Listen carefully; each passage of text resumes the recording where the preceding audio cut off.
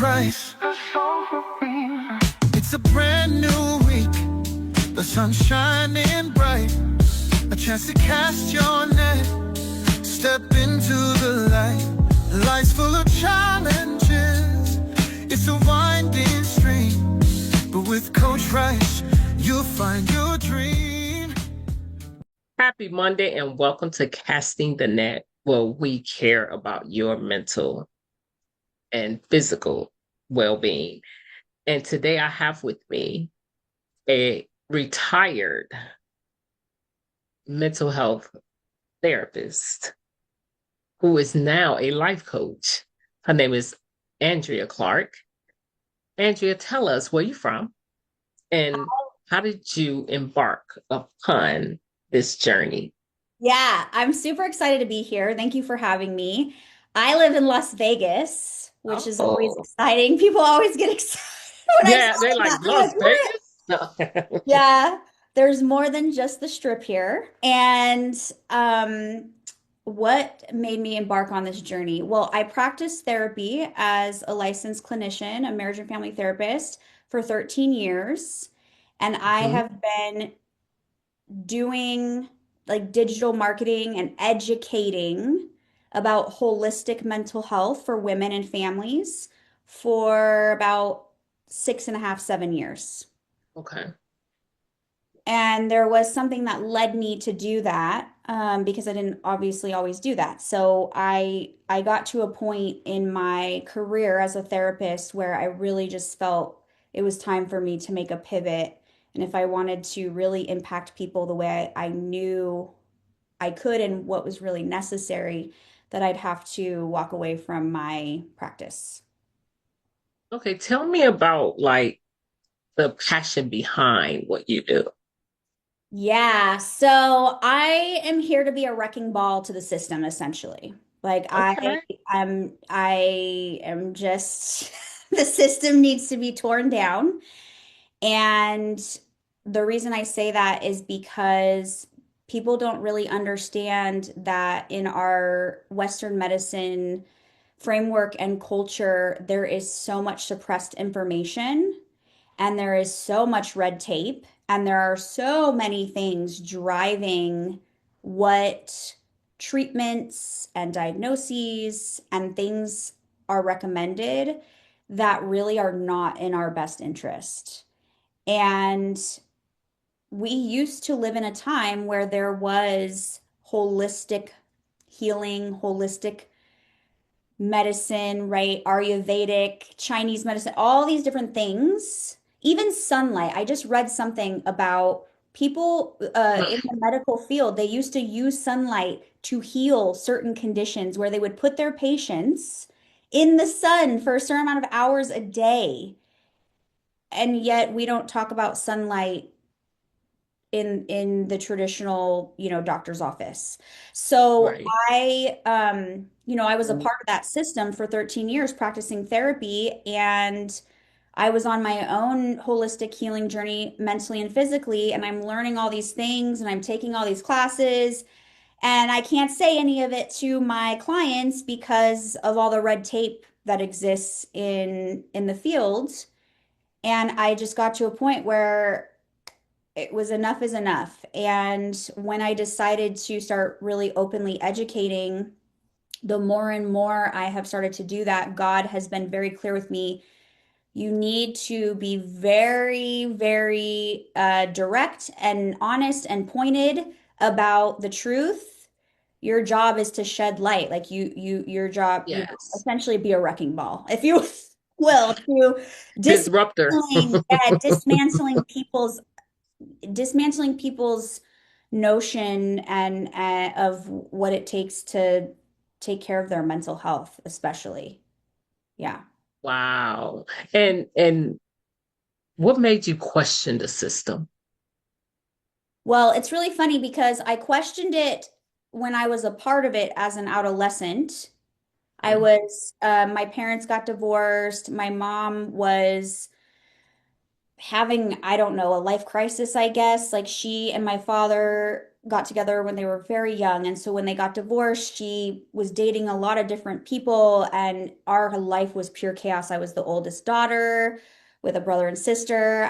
I was really concerned for how things were going in our life. And so I was responding to the stress and the trauma of my life circumstances. And instead of addressing that, I was misdiagnosed with bipolar disorder, which makes sense. Okay. Lots of adolescent girls get misdiagnosed with bipolar disorder. Wow. And I was put on medication. And the medication actually made me unwell. I started to have insomnia when I didn't have insomnia before. I started to sleep through my first two classes. I got straight A's growing up, and then I was struggling to stay awake in school. I started to have really dark thoughts, and I was actually put on a medication that has a black box label warning, but at the time of when I was a teen, they didn't have those warnings, and they actually had suppressed a study specifically about the medication I was on, which was Paxil. And there's actually a study that shows that Paxil um, will cause suicidality in Mm. adolescents and young people. And so I was put on Paxil, and over time, I started to have really dark thoughts and feelings, and starting to have suicidal thoughts, which I'd never had before. And with my sleep issues, I was then put on sleep medication, and I attempted suicide twice. And I very strongly believe that was the medication, not that I was going to be going that route. And if maybe I wasn't on the medication. And I remember leaving a therapist's office, and the therapist was really cold and very first of all, he was an old white guy with gray hair and a suit and a clip, and I'm like 13. I mean, that's like the worst person you could pick for a 13-year-old girl. And so You um had to say this is creepy. it was so weird, and I just answered his questions, and it was so awkward. He was like writing everything down and then looking over the clipboard. And I thought I was so mad. And I left the office thinking, I don't need to be in therapy. My parents need to be in therapy. They're the ones going off the deep end, making all these crazy life decisions, and my brother and sister and I are just getting dragged along. And so I decided to become a therapist because I didn't understand that this is how the majority of the system is. I thought it was my experience. Okay. So become a therapist, and pretty within the first couple years, I realized, oh wow, this is how it's done. This isn't just something that I experienced. This is the majority of the framework that these clinicians and psychiatrists work from. And then I Wow. found myself in a pickle, right? Because I had put myself in debt and all this stuff to become a therapist. So I shifted gears and I went into private practice, and I thought, okay, well maybe if I have more liberty and I'm not in the confines of this like nonprofit where we have very strict rules of how we do things and all this stuff. And it was a little better, but it was really hard because I started this holistic healing journey and I started learning all these things, but they really instill the fear in you not to talk about anything that is air quote out of scope, Right. because oh Mhm. my gosh, you could get sued or lose your license or all this stuff. And so I had You had to stay within the ethical guidelines. right, but I mean, what they consider in scope, I'm just like, anyway. So I just, I didn't like, I felt like I had handcuffs on all the time, like even my faith. So, I mean, I'm a person of faith, and there were people that I would get this feeling like I'm supposed to pray with them, or they're exploring the potential of having a belief in something bigger than themselves. And I mean, that is so a no-no. You are not allowed unless you obviously are like a Christian therapist or in pastoral care. And so Hmm. I was terrified to talk about that. And I got to a point where I didn't want to serve people with all this fear and these Okay. handcuffs. And so I eventually got the courage to pivot away. But it took me time, it took me time to do that. And it's been a journey, but I also think that my experience in the mental health system, I was supposed to have it so that I can share everything that I share now, which is pretty much I share a lot of stuff. And so, Oh, wow. yeah, so it's all, it all worked out the path I was supposed to walk, even if it took me a little while to get to this So spot. so how do you operate in your freedom now as a mental as a action as an actual life coach? How do you incorporate what you've learned and exercise your freedom now? Yeah, I pretty much say whatever I want to say. That's the first thing. I mean, my social media, my podcast is full of it. I interview people who are going through getting themselves off medications, mental health medications. I interview what we would consider, well, what Western medicine considers alternative medicine, acupuncture and people who teach nervous system all the things that are not a part of Western medicine. And so I educate about all of those things. And I also educate about how to advocate for yourself as a patient or a client, what to Mhm. look for, what are red flags, what are green flags, what kind of questions to ask, how to advocate for yourself, especially as a woman. Women are so dismissed in the mental health and medical field, and Mhm. marginalized women especially. And so Yes. how to advocate for yourself, the things to ask, the things to say, hey, write that down. If they dismiss you, like I want you to put that note in my medical note, like all these things. That's I would say I'm more of an advocate educator than I am a coach. I am a coach and I do coaching, but my passion is truth telling and really trying to set people free so that they can use their God-given gifts of self-healing. You know what I mean? And Mhm. discernment to guide them and giving them the resources. So I provide a lot of resources too, like, okay, you can these tests and you can look for these types of practitioners and you can, that kind of thing. Okay. So if you get a client who has ADHD, who was diagnosed with ADHD and has it, Yeah. and they come to you and they want to get off their medication, how do you handle that? So, Because yeah.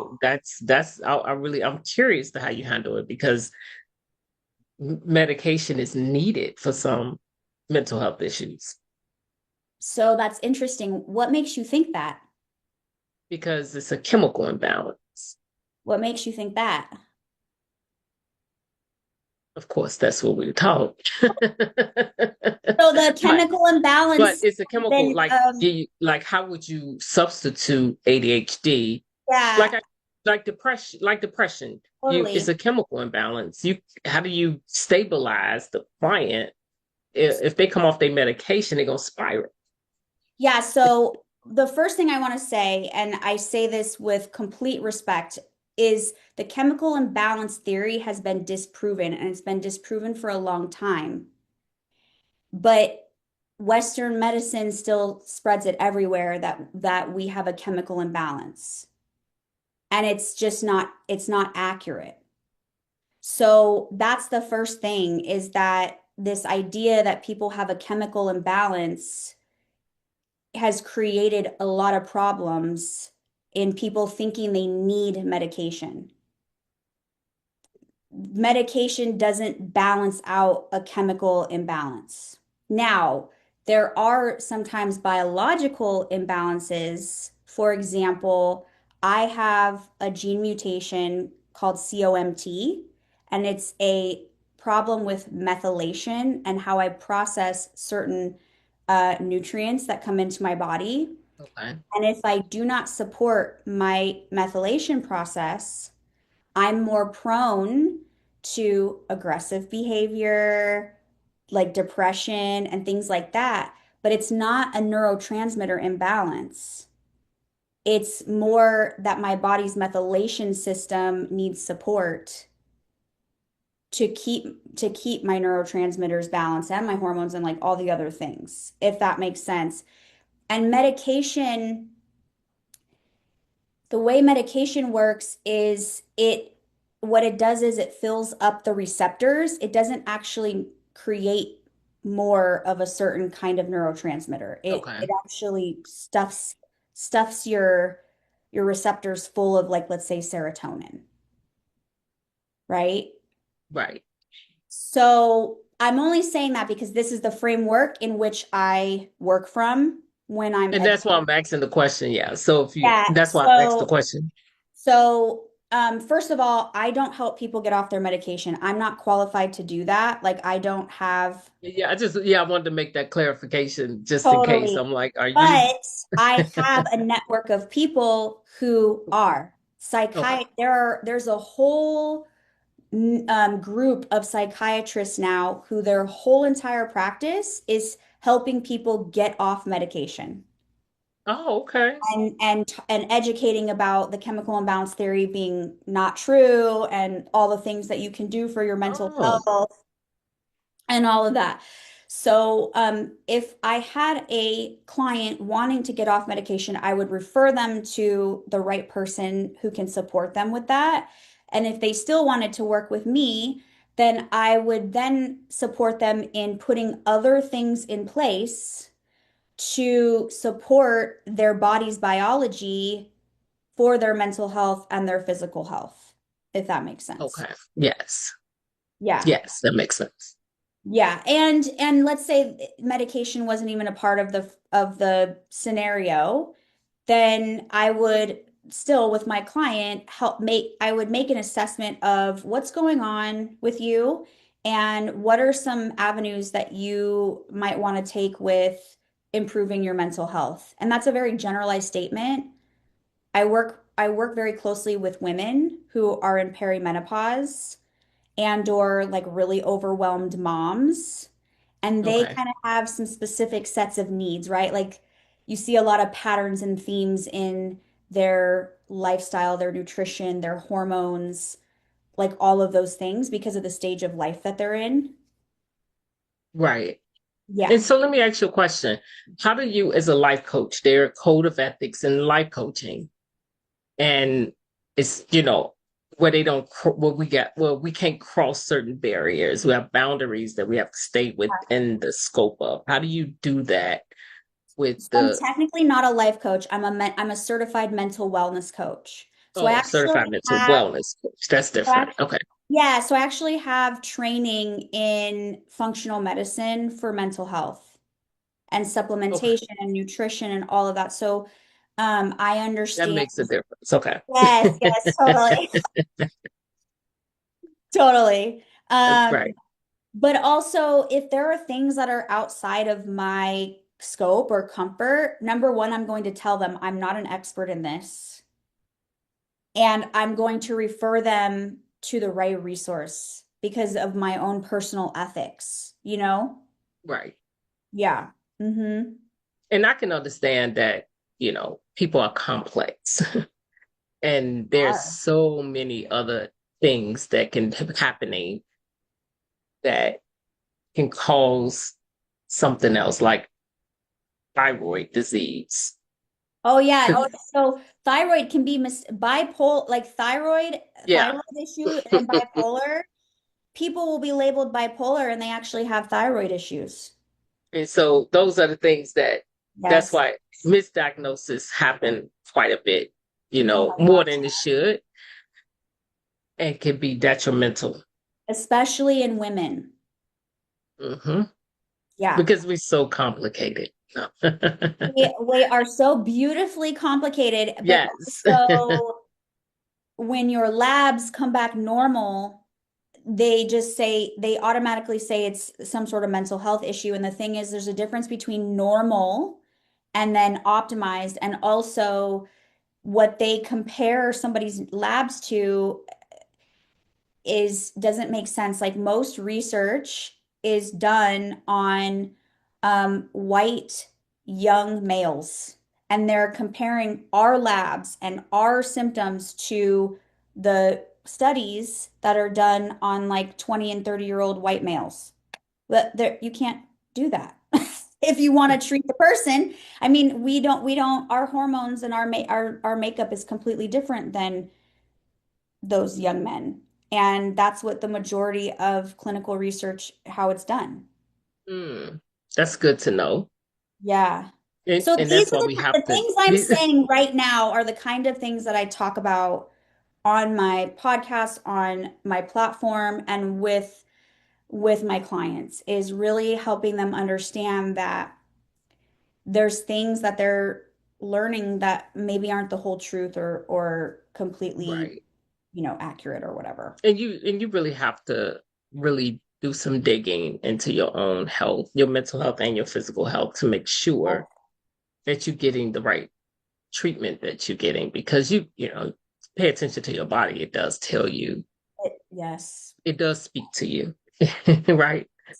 Yeah. And so tell us about a little bit about more about your podcast. What's the name of it? And It's called The Truth About Mental Health, What They Don't Tell You.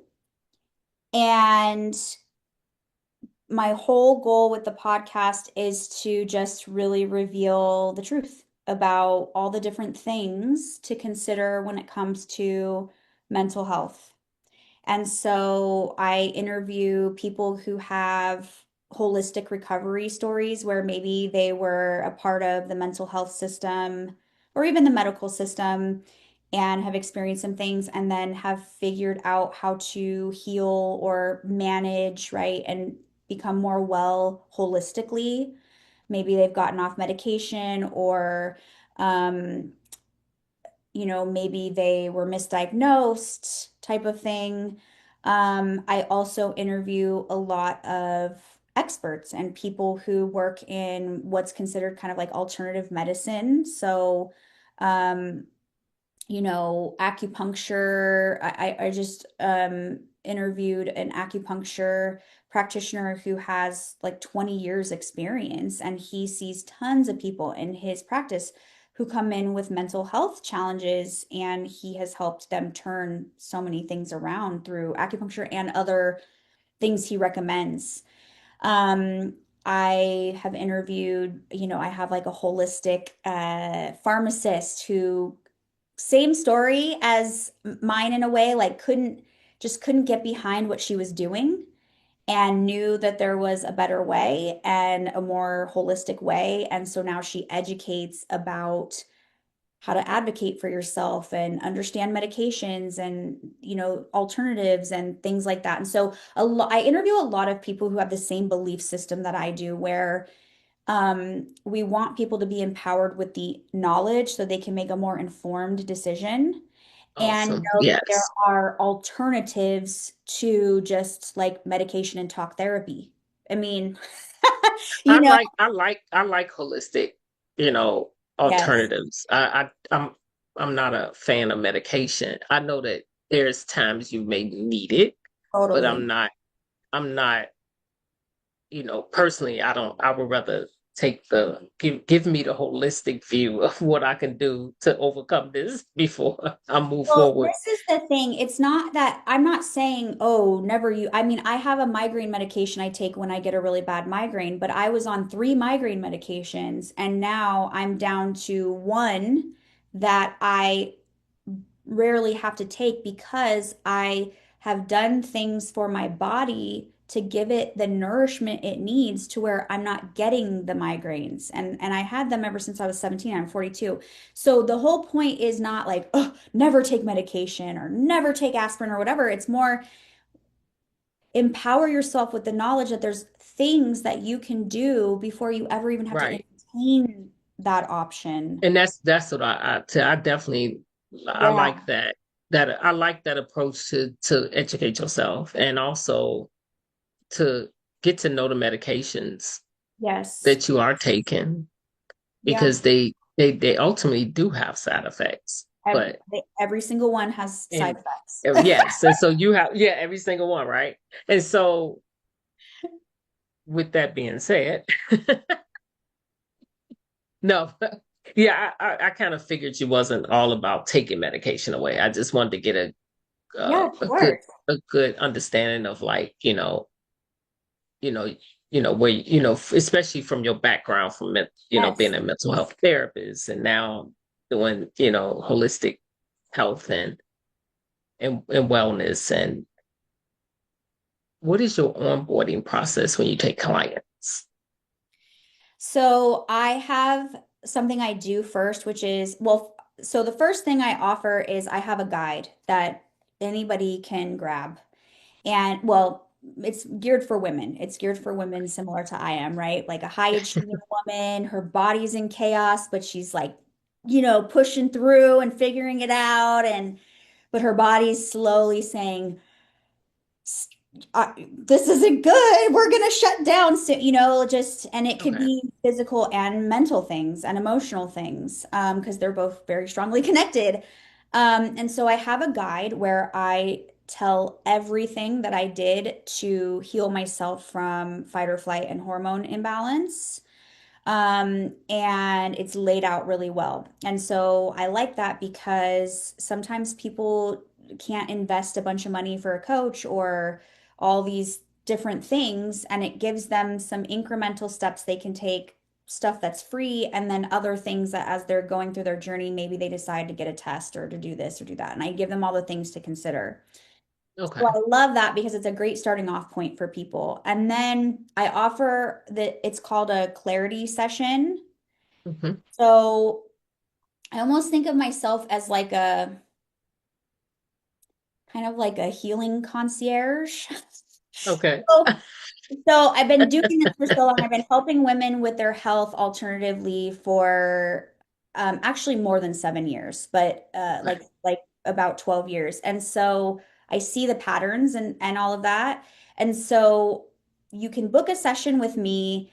I have an intake form, and then we meet for like an hour to an hour and a half, and I will tell you some recommendations, like a roadmap of where you can start your journey. Okay. Here's some tests that I think you should get. Here's some lifestyle changes I think that you should make.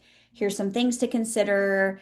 Here's, these types of practitioners that I would, say would be great for you to go meet with.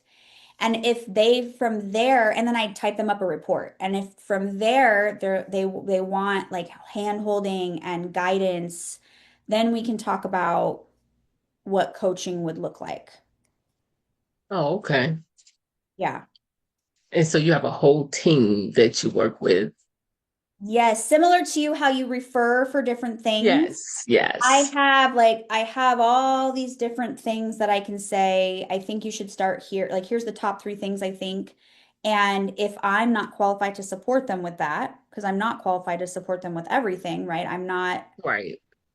None So of us are, right? right. So I might say, I think it would be good for you to have a consultation with this person about your mineral levels, right? Or that kind of thing.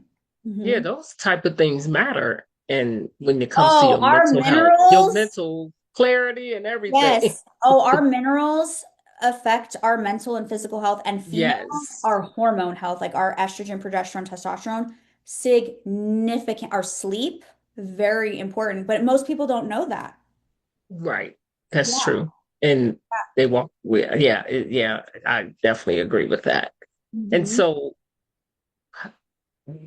what advice, I know you have plenty, that you would want to leave with the audience? That's such a good question.